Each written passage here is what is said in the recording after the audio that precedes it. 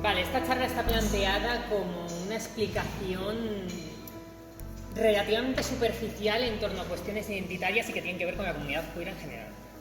Aún así voy a intentar descubrir algo nuevo a todo el mundo. Y está también planteada de cara a que podáis hacer las preguntas, las aportaciones, los comentarios que queráis. Esto pretende ser un espacio abierto. Sí que es cierto que me he pasado de rosca y he hecho como 1 millón de diapositivas, así que al principio voy a estar un poquito monopolizando la charla, pero la idea es esa, luego dejar un turno de preguntas y de discusión y que lo hablemos todo tranquilamente, o sea, pretende ser un espacio relativamente horizontal. Empezamos por el principio. ¿Qué es queer? Que es la palabra que he utilizado para el punk y un poco de lo que va todo esto. Queer es una palabra que viene de inglés y que significa strange o traducido como extraño. Se utilizaba como insulto para todas las personas que tenían una disidencia sexual o de género. Viene del inglés, raro, y es un insulto reapropiado y significado políticamente. ¿Esto qué quiere decir? Que la comunidad queer, valga la redundancia, lo cogió y se lo quedó para sí para referirse a una serie de cosas. Primero de todo es un término paraguas.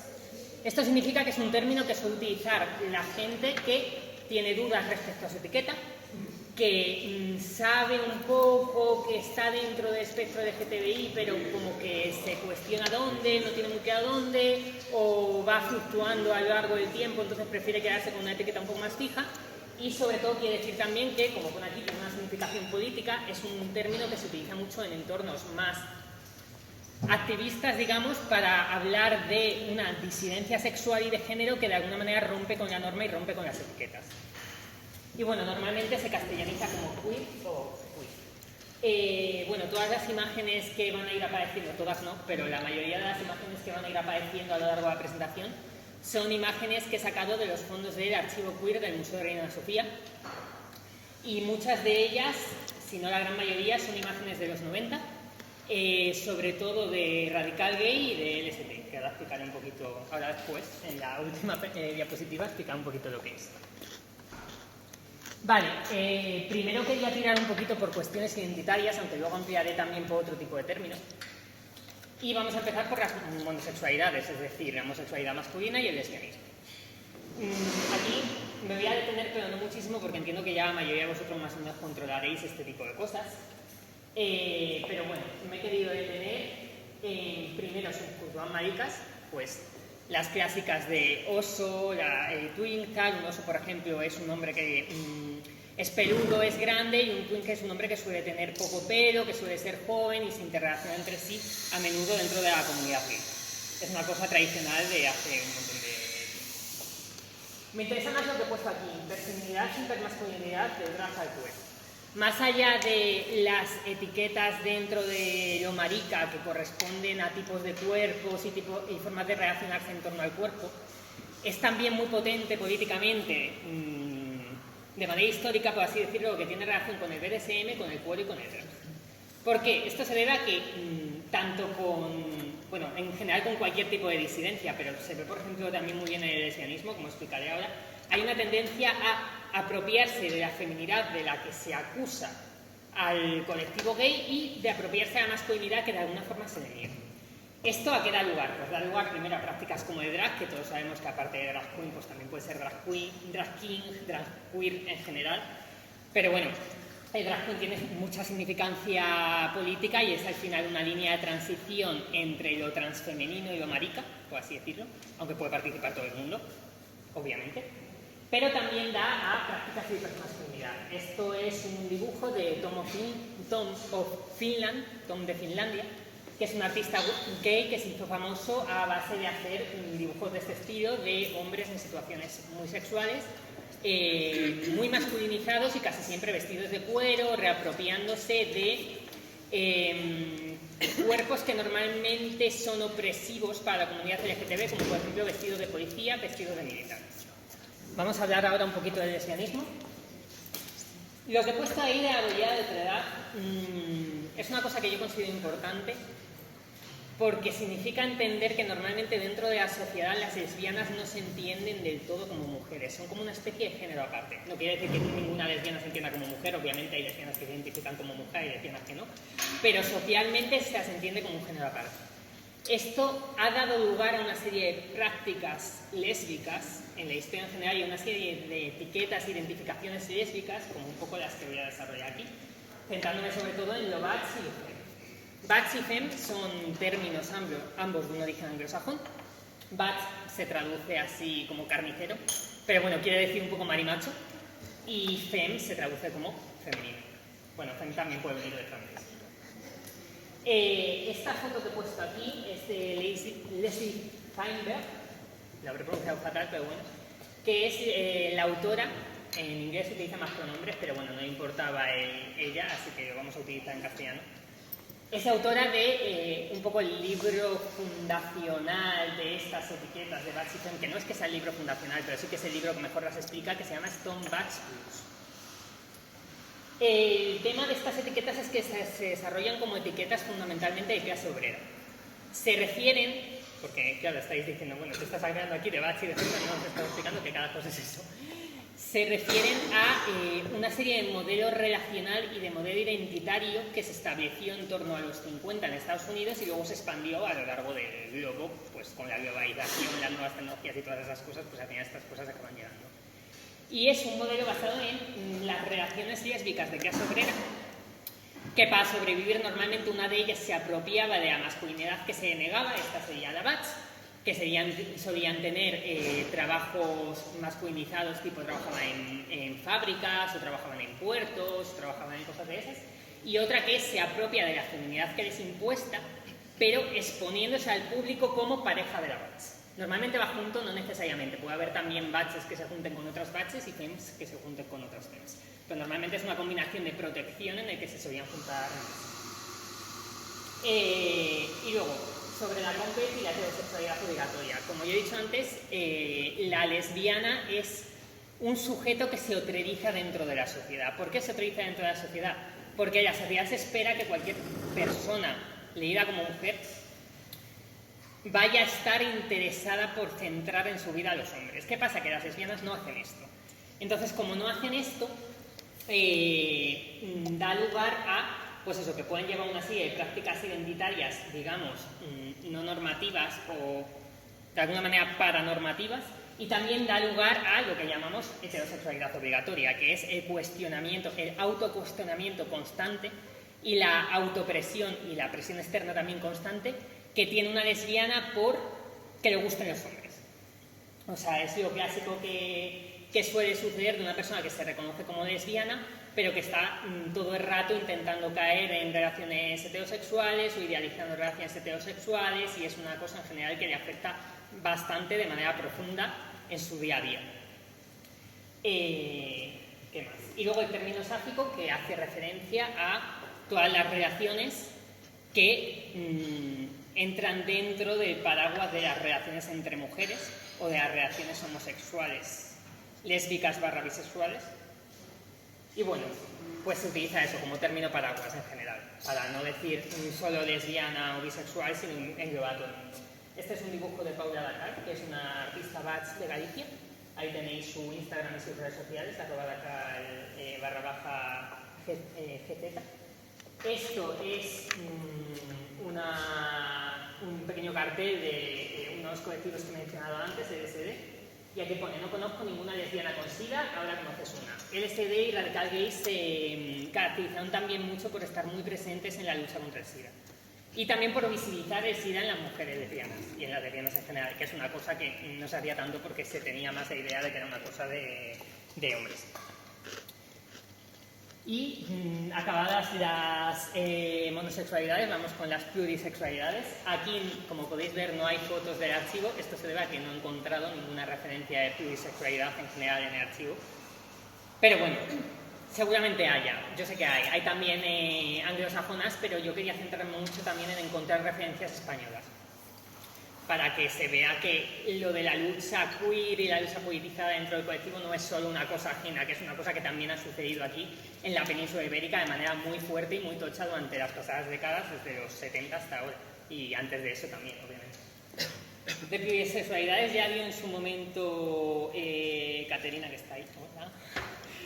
Una charla perfecta y maravillosa, increíble, así que tampoco voy a entrar muchísimo, pero bueno, Bisexualidad y en general el resto de bisexualidades se definen como cuando te provoca una persona de cualquier género.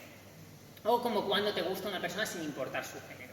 Los matices entre una definición y otra ahora mismo no nos son demasiado importantes. Yo estoy hablando en términos de monosexualidades y plurisexualidades para hablar no tanto de bifobia en específico, sino de monosexismo y plurifobia. ¿Esto qué quiere decir? Pues es, obviamente, la discriminación en la que se asienta la bifobia, es decir, de creer que una persona solamente puede ser lesbiana, solamente puede ser gay o solamente puede ser heterosexual, sin que haya un paraguas en medio. Luego, si tenéis más preguntas, pues podremos ir desarrollando. Este es un libro muy interesante de Ignacio Elpidio Domínguez Ruiz, que es un activista, antropólogo bisexual, que bueno, escribió este libro hace tiempo y está bastante bien. Así que ahí tenéis la recomendación. Y esa foto la he puesto porque es una foto icónica en internet del colectivo bisexual, así que somos para adelante. Vamos con los espectros asexuales y arománticos. Que lo mismo, en breve, no sé cuándo, se dará una charla muy interesante en la que se va a profundizar más en esto. Así que si tenéis dudas con respecto a cómo funciona, pues acudid también a esa charla y podréis hacer todavía más preguntas. Pero ahora lo vamos a resumir un poquito. Vale, los espectros asexuales y arománticos se sustentan en la teoría de división de las atracciones. Esta teoría de división de las atracciones, aunque ahora mismo está bastante cuestionada por la comunidad en general porque se ha quedado un poco desfasada, se sustenta en la realidad de que hay gente que siente atracción de un tipo pero no de otro. Esto es sobre todo para visibilizar obviamente a la comunidad asexual y a la comunidad aromántica. Asexual significa que no siente atracción sexual nunca o prácticamente nunca por ninguna persona. Y aromántico significa exactamente lo mismo pero con la atracción romántica. Atracción sexual es, pues, atracción sexual, es decir, querer tener sexo con alguien, sentir deseo de tener sexo con alguien de manera en la que te atraiga, porque tú puedes tener sexo con una persona por otros motivos que no sean atracción, que pueden ser perfectamente válidos, pero estamos hablando de atracción, y romántico es lo mismo, pero con el espectro romántico. Pues platónico es un término que se inventó un poco más tarde para hacer referencia sobre todo a la gente aroís. La gente aroís es la gente que es asexual y aromántica a la vez. ¿Qué pasa? Esta gente asexual y aromántica a la vez también puede querer formar relaciones significativas. Todos podemos querer formar relaciones significativas, sin necesidad de que eso suponga estar en una relación romántica o sexual con la otra persona.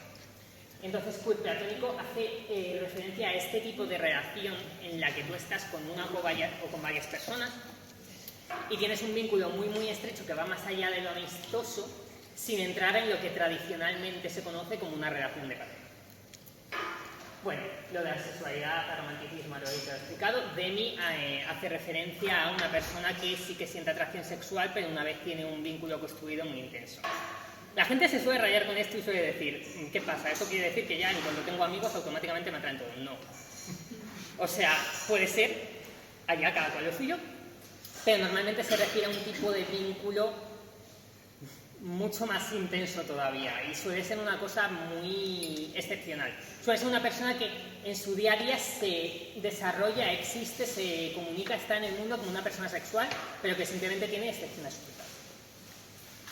Bueno, el opuesto asexual a romántico es alosexual o aloromántico, y eso tiene relación con el prefijo alo, que es lo que establece la palabra alonorma. Alonorma es la tendencia social a intentar suponer y o imponer la atracción sexual y romántica de todo el mundo por una serie muy variada de cosas, como por ejemplo pues la necesidad que tiene la familia nuclear de perpetuarse en base a la reproducción y el matrimonio, lo cual requiere supuestamente que la gente se enamore entre sí, se atraiga entre sí, tenga sexos, tenga hijos, tenga sexo, tenga hijos, etc. Y la norma se suele perpetuar de manera americana, sobre todo. Es decir, por diagnóstico de trastornos psiquiátricos, por tratamiento por medicamentos, etc. Y luego incluyo también estos términos, sex positive, sex repulsed y sex indifferent, que son los términos que en inglés se suelen utilizar, se pueden traducir pues por sexo positivo, sexo negativo y sexo indiferente, por ejemplo. Son los términos que se suelen utilizar para referirse a la gente asexual, una traducción un poco regular, así, ahora sí que he visto con eso. Que se suelen utilizar para referirse a gente asexual que tiene sexo o que tiene unas u otras actitudes respecto al sexo, ya sea hablar del sexo o practicar el sexo. Sex positive es que sí que lo practica o sí que está cómodo hablando de ello, tal cual. Sex negative es que no quiere oír hablar de ello a mí ni menos, yo estoy muy cómodo aquí a mi rollo. Y sex indifferent es que le da igual el 8%. Bastante autoexplicativo. Sexo y género, una movida. Vale, estas dos fotos que he puesto aquí son de un proyecto que se llama Un Sol Moment, que está disponible en la web, y es una serie de fotografías de Álvaro García a gente trans, de todos los colores. Este es Diego Marchante, alias Gender Hacker, que tiene una web súper interesante que podéis consultar y está muy bien. Y esta es Didi Maquiavelo. Y bueno, pues son dos personas trans y he querido ilustrar esta diapositiva con ellos porque me parece también importante que ponerle cara a los referentes trans actuales y a gente trans que hace cosas y vive y da presentaciones en el círculo de arte y todas esas cosas. Vale, sexo y género una movida, esto es pues, para hablar de gente trans, como acabo de decir. Voy a hacer un pequeño repasito por términos varios. Aquí he intentado incluir todo lo que os podéis cruzar por la asistencia en general. No quiere decir que todo sea lo más adecuado. Hay términos que se utilizan más en unos ámbitos, hay términos que se utilizan más en otros, hay términos que están desfasados, hay algunos que dependen un poco de la zona, en fin, es un poco. Pero bueno, trans, transgénero, transexual, travesti. ¿Qué pasa con esto? Normalmente la gente lo que utiliza es trans. Bueno, yo creo que todos ya lo sabréis, pero por si hay algún desubicado, se define como trans a una persona que no se identifica con el género que desea asignar al nacer. Entonces, transgénero, el término que se utilizaba primero era transexual, incluso travesti, tal, pero bueno, travesti ahora se identifica como otra cosa y hace más referencia a la gente que practica el travestismo por ocio o por gusto, pero que no tiene necesariamente que ver con su identidad de género. Transgénero es lo que más se utiliza ahora, o simplemente trans sin ninguna terminación, yo prefiero trans sin ninguna terminación, y transexual pues se utilizaba más antes, pero ahora también se utiliza ahora. ¿Cuál es la diferencia? Antes se hablaba de transexual como un término que hacía más referencia a una transición médica, y transgénero como un término que hacía referencia a una transición simplemente social. Es decir, a gente que no necesariamente tenía por qué hacerse operaciones o por qué tomar hormonas, etcétera, etcétera, etcétera. A día de hoy he de decir que no tienen tanto esa diferencia. Transexual es una palabra que ha sido muy politizada últimamente y muy reclamada de vuelta por los colectivos trans. Entonces, no se puede encontrar una persona trans como súper politizada y súper consciente que se refiere a sí misma como transexual y ya está. Esto se debe también a que, claro, la distinción entre lo médico y lo social, tal, de alguna forma se sustenta en la distinción sexo-género. Y, sorpresa, tanto el sexo como el género son las dos construcciones sociales, tal y como las entendemos. Y de eso además voy a hablar ahora en la siguiente diapositiva. Entonces, al final, siendo las dos construcciones sociales, da un poco igual qué etiqueta utilices para romper con ellas, porque puedes romper con cualquiera de las dos, ninguna es una cosa esencial que nos venga dada mágicamente y que sea inamovible. Más cosas. Cuestiones básicas, pronombres y expresiones. Bueno, pues se refiere normalmente a expresión de género a la manera que una persona tiene de expresar su identidad de género, sin más. Y los pronombres creo que aquí ya los conocemos todos.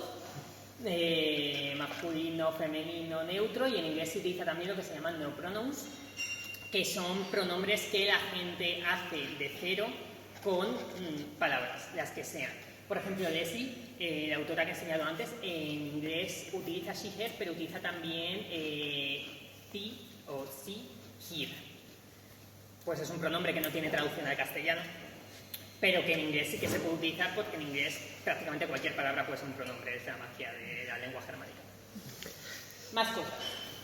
The name o necrónimo es la palabra que uno suele utilizar, ya sea en inglés o en castellano, para referirse a un nombre con el que la persona trans ya no se identifica. Esto no quiere decir que todas las personas trans tengan que tener un necrónimo. Quiero decir, una persona puede ser trans y no cambiarse el nombre y estar perfectamente bien con su nombre. Puede transicionar médicamente y cambiarse todos los papeles y cambiarse todo y seguir teniendo su nombre. ¿Por qué? Porque los nombres no tienen género. Cosa importante.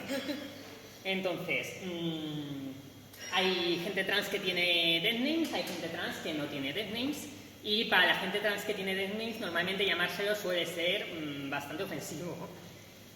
salvo que la persona trans en sí te lo pida por una situación de seguridad. O sea, primero va la seguridad y luego todo lo demás. Y la persona trans te puede decir, oye, por favor, aquí llámame de esta forma porque si no me voy a meter en un problema. Pues ahí le haces caso, chitón, y luego te olvidas como si no hubiese pasado nada. Aquí tengo una pantalla negra. Aquí tengo una pantalla en esta negra. Y he puesto algunos términos referidos más a transiciones médicas. HRT son las siglas en inglés de terapia de sustitución hormonal. Entonces, pues normalmente si ves a una persona trans en Twitter diciendo voy a empezar la HRT, pues quiere decir que va a empezar las hormonas. Estas hormonas normalmente se refieren así en ámbitos informales como T de testosterona y T de estrógenos. No son las únicas hormonas que puede tomar una persona trans. También hay progesterona y hay un montón de movidas en las que no voy a entrar ahora porque, bueno, si os interesa ya me venís y os doy recursos. Y no todas las transiciones son lineales. Uno tiene tendencia a pensar que una persona, pues es como, bueno, eres una persona AMA, pues ya está, te pones los bloqueadores, te pones estrógenos y ya está. No, hay transiciones que son no lineales. Hay gente trans que deja de tomar hormonas por el motivo que sea y se sigue identificando como trans, o que vuelve a tomar hormonas, o que regula la dosis, o que toma hormonas de las que uno, por pensamiento sistémico, podría pensar que no le corresponde. En plan, hay hombres trans tomando estrógenos. Existen. Igual que hay hombres trans que tienen ovarios perfectamente funcionales, que siguen produciendo estrógenos y aquí no ha pasado ni medio. ¿Qué más?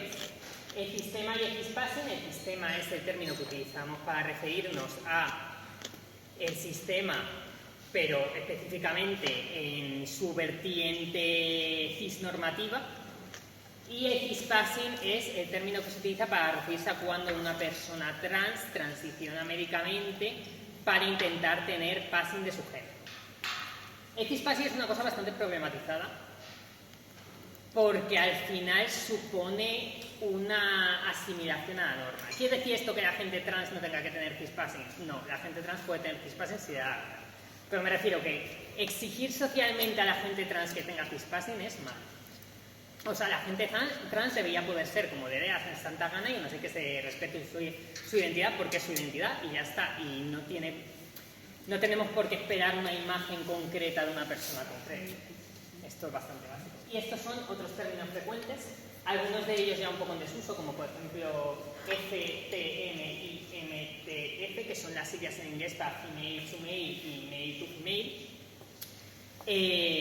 O sea, mujer a hombre y hombre a mujer, que bueno, esto es una cosa que se popularizó bastante hace, pues diría que un par de décadas y media, y que ha estado en desuso desde entonces, pero hay gente que más o menos la sigue utilizando. AFAP y AMAS hacen referencia otra vez a las siglas en inglés de asignado mujer al nacer y asignado mujer al nacer y asignado hombre al nacer. Y son son los términos que la gente suele utilizar de manera informal, digamos, para referirse pues al género que se está asignando al nacer. Hay gente que rechaza estos términos, porque hay veces que se instrumentalizan de una manera un poco rara. Quiero decir, la gente AFAP puede ser de cualquier manera. La gente AFAP puede tener pene. Eso para empezar. ¿Por qué? Porque AFAP significa que tú has cogido un bebé, el médico ha mirado al bebé y ha dicho, este bebé es una chica. Y ese bebé puede ser de cualquier forma. Quiero decir, no tenemos por qué equiparar a AFAP y a MAP con una serie de cuerpos concretos porque pueden tener cualquier tipo de cuerpo. Y transmas y transfem son los términos que se utilizan, sobre todo ahora están bastante en auge, para referirse a gente que transiciona dentro de una expresión de género masculina y gente que transiciona dentro de una expresión de género femenina. Normalmente correspondiente con mujeres trans y hombres trans, pero no necesariamente. Más cosas. De intersex y de ONB entre dos aguas binarias. Vale. Bueno, después de toda la introducción de transgenerismo así un poco más binario, este cartel es también de Radical Gay, como todo. Y lo he cogido porque, aunque no tenga directamente que ver con lo ONB, me parece muy curioso cómo sustituía la que hubiese sido la letra de la flexión de género por una estrellita. Es como, no sé, me ha parecido una muestra de género neutro temprano, por así decirlo, bastante original, en mi opinión. No muy legible, pero bueno, bonita por lo menos. Vale, bueno, Para los que estuvisteis en la charla de Patri sobre identidades NB, pues esto tampoco necesitáis que profundice mucho. Lo NB se define como lo que está fuera del sistema binario de género, es decir, la gente que no se identifica como hombre binario o como mujer binaria, sino que se identifica como hombre no binario, mujer no binaria, una cosa en medio, una cosa fuera, etcétera, etcétera, etcétera. Esas son algunas de las identidades más comunes dentro de lo no binario: género fluido, bigénero, género. Género fluido significa que su género fluye entre el espectro, normalmente binario, pero no necesariamente. Bigénero significa que está, digamos, en los dos extremos. Y agénero significa que está fuera, o que no tiene. Y henerofobia es la discriminación que se ejerce hacia las personas no binarias, pues, por ejemplo, no reconociendo su existencia o intentando imponer un género binario a todo el mundo. Y yo he puesto una misma diapositiva que en Intersex, que me voy a centrar un poco más en ello. Primero, porque no ha habido ninguna charla de ello, y segundo, porque es un poco la letra olvidada. Porque al final lo NB, lo trans en general, pero lo NB en particular y lo Intersex comparten una condición, y es precisamente lo que pone al principio, que ambos discuten la norma del binarismo. Uno discute la norma del binarismo de género, el otro discute la norma del binarismo de sexo. Por esto el disclaimer que he hecho antes. El sexo no solo es una construcción social, sino que dentro de que es una construcción social, como realidad biológica es un espectro, no es una cosa para nada binaria.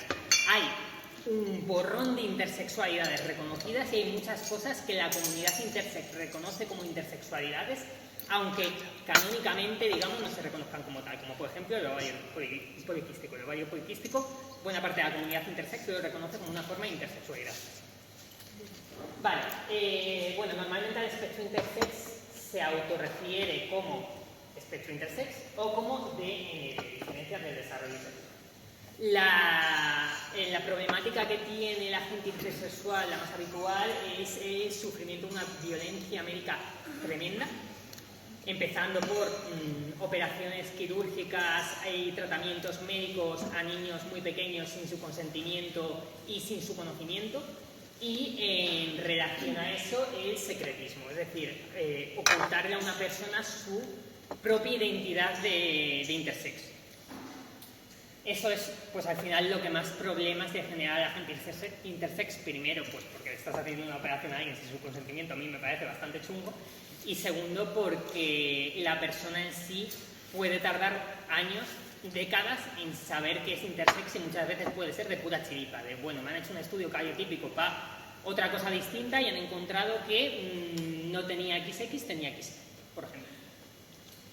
Diarismo y endonormatividad es como se llama al sistema que perpetúa la interfobia y que perpetúa el intentar asignar a todo el mundo uno de los sexos humanos. De hecho, diarismo viene de diárico, que bueno, viene del griego di, y significa binario, o sistema binario. Y a la gente que no es intersex, pues se la refiere como diarista o endosexual. Aquí he citado algunas normas algunas formas de intersexualidad en las que tampoco voy a entrar, pero bueno. Está, por ejemplo, el síndrome de insensibilidad androgénica, el síndrome de Garnier, el síndrome de Klinefelter. En general, todas las formas de manifestación, digamos, todas las diferentes formas de desarrollo sexual se basan en diferencias en el cariotipo y en los caracteres sexuales, tanto primarios como secundarios. Por eso he dicho, por ejemplo, que hay gente dentro de la comunidad intersex que considera el ovario poliquístico como una forma de intersexualidad, porque efectivamente el ovario poliquístico lleva a una serie de manifestaciones de caracteres sexuales secundarios que normalmente no son los habituales en una mujer cis endosexual, como por ejemplo pues mayor vello facial, mayor sudoración, niveles de hormonas anormativos, etc. Y bueno, este es un libro de Mergomez. Mergomez es una de las activistas, ¿verdad?, más importantes dentro de la intersexualidad de la península ibérica en general, o sea que ahí os dejo la recomendación. Y vamos a proseguir. El dinero y el relato. Aquí me he puesto creativo porque ya ha sido como, bueno, ya se terminaron las etiquetas fijas. Y vamos a hablar un poquito de, bueno, vale, estas son todas las identidades dentro de la comunidad queer, las identidades con las cuales las personas disidentes se identifican a sí mismas y un poco las problemáticas relacionadas con ellas. Pero ¿qué pasa desde fuera de la comunidad queer? Vale, desde fuera de la comunidad queer pasan muchas cosas, todas ellas tienen que ver con el dinero o con el relato. Luego transmaribigoyo es un poco un término para referirse a la comunidad queer dentro de la habla hispana. A mí me gusta mucho, así que por eso lo he puesto, porque es como muy castizo. Como moneda de cambio, pinkwashing. Bueno, supongo que todos aquí más o menos estaréis al tanto de lo que es pinkwashing, pero yo por si acaso lo voy a definir, porque para eso he venido aquí, para definir cosas. Pinkwashing es cuando normalmente una empresa, pero en general cualquier tipo de corporación, hace productos o hace movimientos empresariales apropiándose de cosas del colectivo LGTB con idea de o de hacerse un lavado de cara, pues eso se llama pinkwashing, o de aumentar los beneficios dentro del target del colectivo LGTB. Esto es pinkwashing por un motivo específico, y es porque estas empresas llevan a cabo este tipo de estrategias corporativas, pero en realidad son deshonestas. O sea, es gente que, por ejemplo, como aquí Burger King, te hace una bolsa de puta madre con todos los colorines y con el sabor por dentro, orgullo por fuera, pero que luego puede estar perfectamente financiando asociaciones transodiantes o asociaciones que van en contra del LGTB o puteando, perdón por la expresión, pero es que es así, a sus trabajadores LGTB, etcétera, etcétera. Bueno, el pinkwashing es una cosa que cada vez está más extendida, como supongo que todos sabréis, porque de repente en el mes de junio todo se llena de banderas arcoíris de empresas que a uno le constan perfectamente que en el resto del año no hacen más que tratar mal a sus trabajadores de LGTB y que financiar cosas muy feas, pero no es la única técnica que tiene el sistema de aprovecharse de la gente LGTB. Y voy a hablar también de las ficciones. Voy a hablar mucho de las ficciones porque me gusta mucho la ficción, de la ficción y de la reinterpretación histórica. Como he titulado, ficción esperada a ser queerbaiting. Vale, todo el mundo aquí que haya visto series en su vida en general, que tengan menos de 20 años, ha sido seguramente víctima de queerbaiting. Queerbaiting es el término que se utiliza para referirse a cuando una serie te presenta unos personajes, una situación que parece que va a ser LGTB, pero no. Y parece, pero no. Y parece, pero no. Y se acaba la serie y es un no. Entonces, esa es la forma que tienen las, sobre todo multinacionales, pero bueno, en general lo puedo hacer cualquiera o puedo hacer yo con un cómic en mi casa, pero si lo hago yo con un cómic en mi casa, pues no tiene la misma significación que si lo hace Disney, por ejemplo.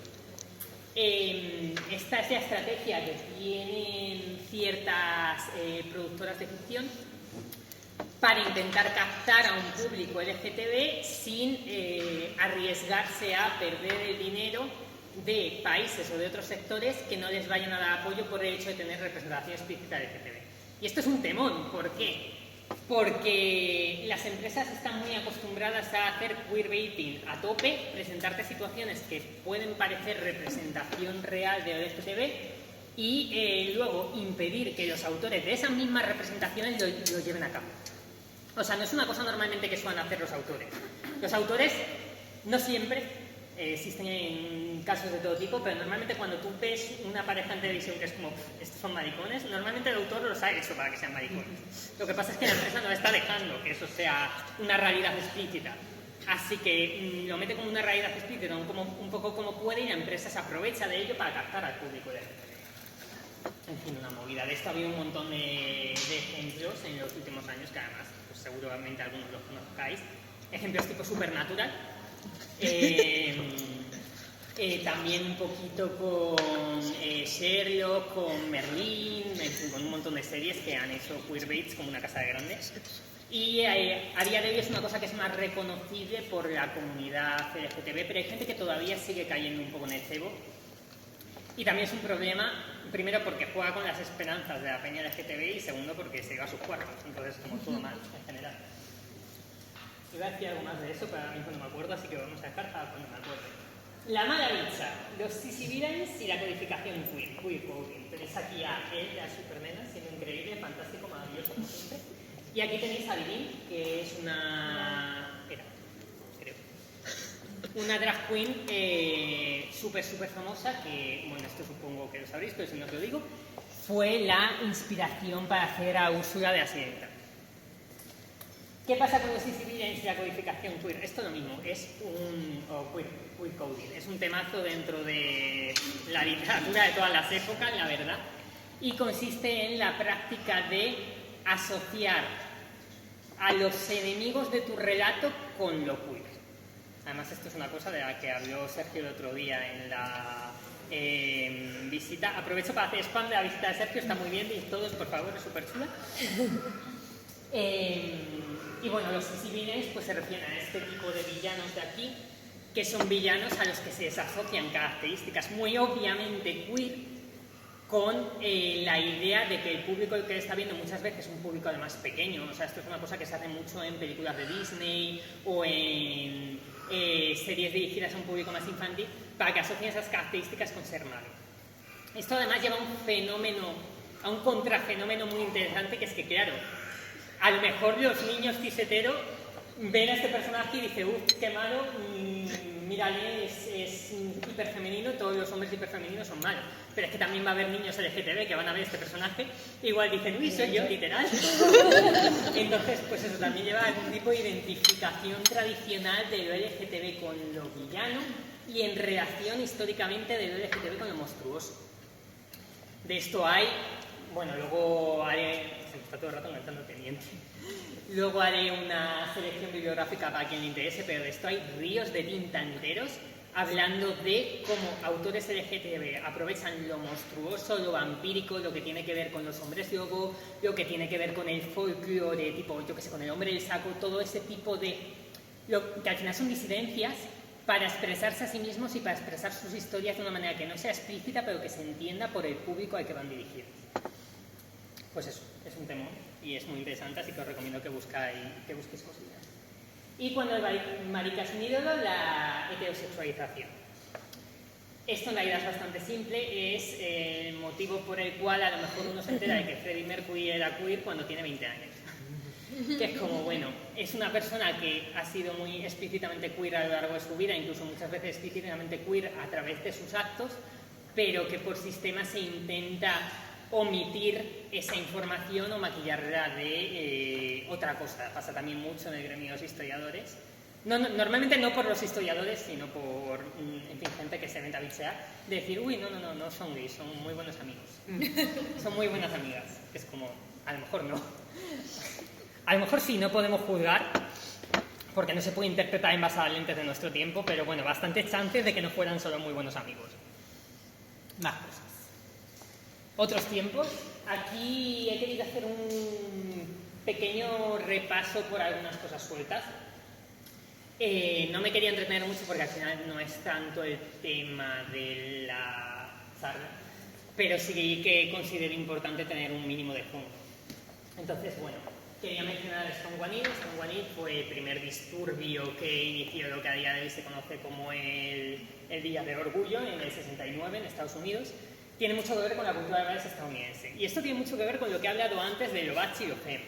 Al final, durante los años 50, los años 60, incluso los 70, incluso un poquito a día de hoy, pero bueno, ya con las redes sociales y todo eso como que se ha ido apagando, un poco en todas partes, pero sobre todo en Estados Unidos, el espacio de socialización natural de la gente LGTB y específicamente de la gente LGTB de clase obrera eran los bares. Y esos bares eran un poco más o menos conocidos por todo el mundo, solían estar obviamente más limitados a la gente LGTB, pero precisamente por el hecho de que eran conocidos por todo el mundo, eran atacados constantemente por las fuerzas de represión del Estado, la policía o por grupos nazis o por quien se quisiera pasar por ahí a atacar a esta pandilla de desviados que está aquí tomándose algo en el bar tranquilamente. Entonces fue en ese contexto en el que estallaron los disturbios de Stonewall Inn. La mayoría de la gente que dio la cara pues fueron precisamente baches, fueron mujeres trans, la mayoría de ellas racializadas, la mayoría de ellas de clase obrera. Y bueno, aquello lo petó muchísimo y fue lo que hizo que a día de hoy la fecha de orgullo esté en el día que esté, aunque luego se haya instrumentalizado por parte de los estados y por parte del sistema de una manera muy curiosa. ¿Y aquí qué? Bueno, aquí la primera manifestación fue en el 77 en Barcelona. Hay una película que imagino que seguramente habréis visto que se llama Te estoy llamando locamente, que va del tema. Pero aparte de la primera manifestación y las primeras muestras, como ya he dicho antes, el colectivo LGTB, los colectivos LGTB, la comunidad queer española, siguió muy presente desde entonces hasta nuestros días. Y precisamente porque he estado mencionándolo tanto, he querido pues, hacer un poquito de hincapié en el radical gay y en el LSD, que son las siglas de lesbiana sexo diferente.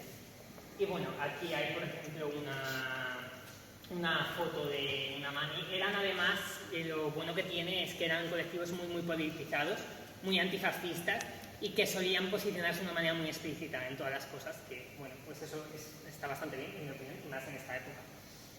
Más cositas.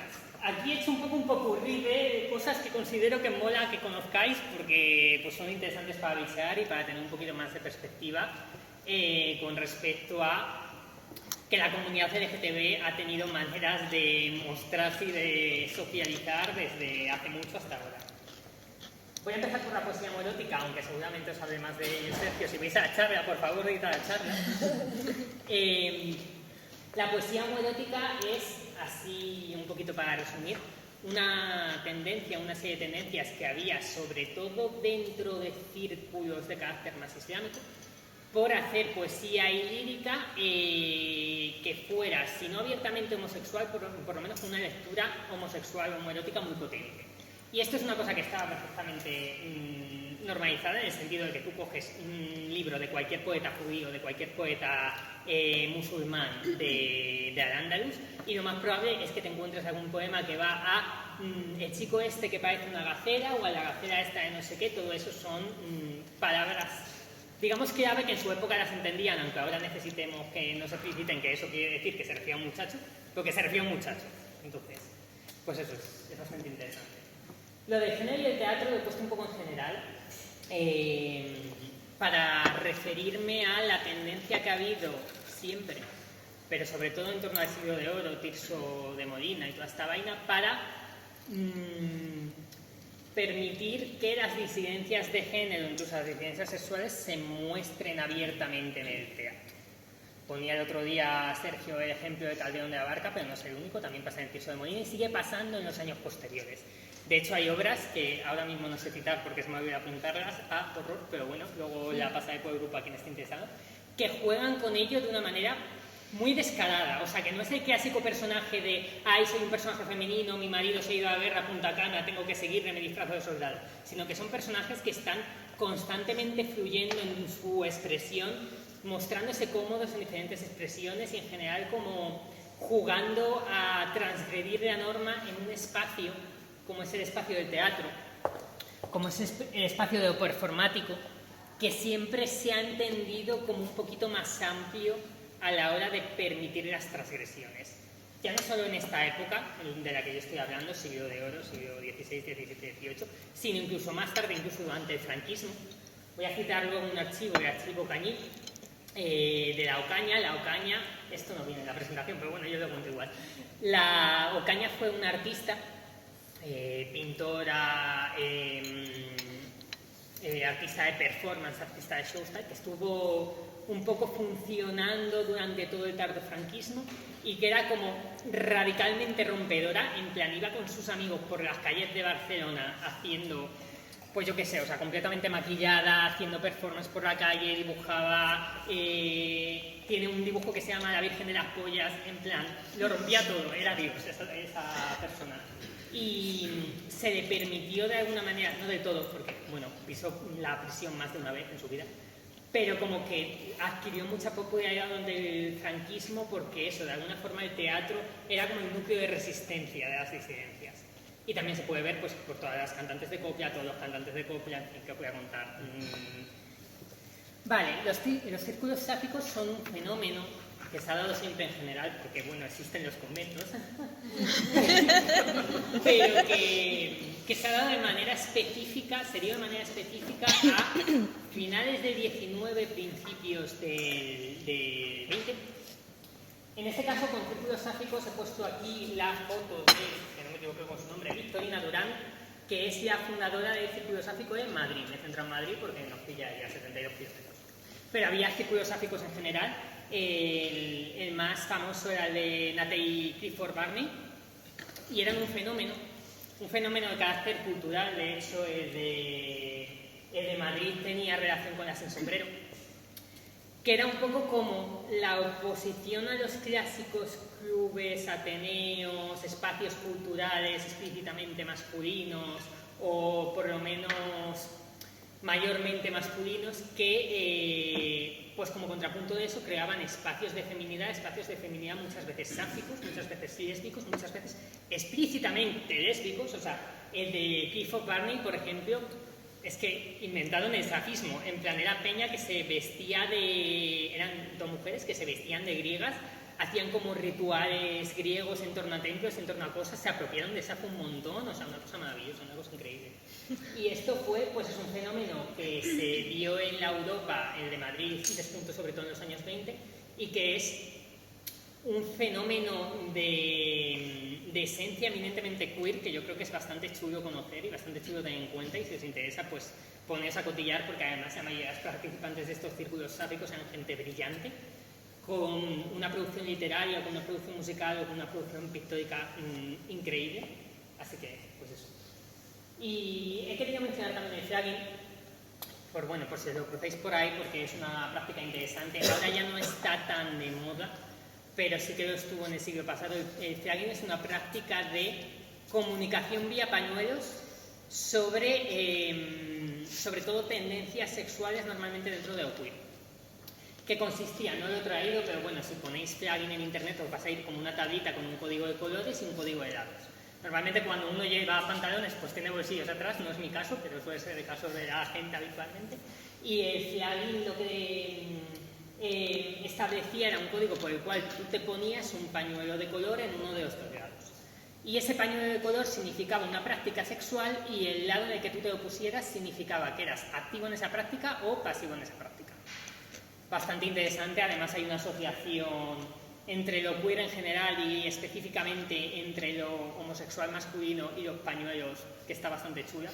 Por ejemplo, pues el uso de pañuelos dentro de los vaqueros, los cowboys, los vaqueros y los cowboys eran gente super queer coded y super queer en general. Normalmente solía ser gente racializada, solían irse por ahí a vivir sus aventuras en pareja, igual que los piratas. O sea,